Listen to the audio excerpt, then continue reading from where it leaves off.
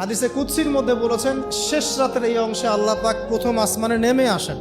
আরশে আজিম কত উপরে, আল্লাহ পাক প্রথম আসমানে নেমে আসেন মানে আল্লাহ পাকের রহমত কি হয়, একদম কাছাকাছি চলে আসে। আল্লাহ পাক দোয়া কবুল করার জন্য বলেন, কে আছো আমাকে ডাকবে। আল্লাহ পাক আহ্বান করেন, কে আছো পৃথিবীবাসী আমাকে ডাকবে, আমি তার ডাকে সাড়া দিব। কে আছো আমার কাছে দোয়া করবে, আমি তার দোয়া কবুল করব। কে আছো আমার কাছে ক্ষমা চাইবে, আমি তোমাকে ক্ষমা করে দিব। কে আছো অসুস্থ, আমার কাছে শেফা চাইবে, শেফা দিয়ে দিব। আল্লাহ পাক আহ্বান করতেই থাকেন ফজর পর্যন্ত। কি পর্যন্ত?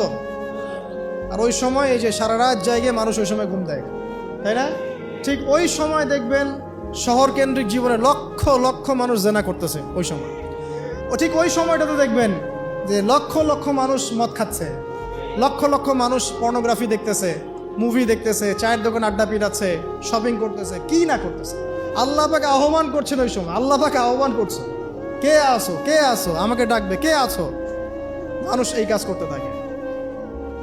অথচ আল্লাহ পাক জাহান্নাম সৃষ্টি করেছেন কাদের জন্যে? আমাদের জন্যে। জান্নাত কাদের জন্যে? আমাদের জন্যে। তো আল্লাহ পাক এই সময়টাকে কাজে লাগানোর তৌফিক আমাদেরকে দান করুন। এই সময় উঠে যতটুকু আপনার সামর্থ্য হয়, 2 রাকাত পারলে 2 রাকাত, 4 পারলে 4, 6 পারলে 6, 8 পারলে 8, 20 পারলে 20, যত রাকাত পারেন আপনি 2 করে নফল নামাজ পড়তেই থাকেন। এই সময় নবীজি নামাজ পড়তেন এমনভাবে যে তার পা ফুলে যাইত। 1 রাকাতে 4.5 পারা কোরআন তেলাওয়াত করেছেন। আমাদের তো এত ক্ষমতা নেই, আছে? আচ্ছা নেই, সূরা ইখলাসটাই পড়েন, একবার না পড়ে 10 বার পড়েন, 20 বার পড়েন, পারা যাবে না? 1 রাকাতে বারবার সূরা পড়া যাবে না? যাবে। একটা আয়াতও বারবার পড়া যাবে না? আপনি রাকাতটাকে লম্বা করেন, রুকুকে লম্বা করেন, সেজদাকে লম্বা করেন, যত দোয়া আছে এই সেজদার মধ্যে ঢেলে দিবেন।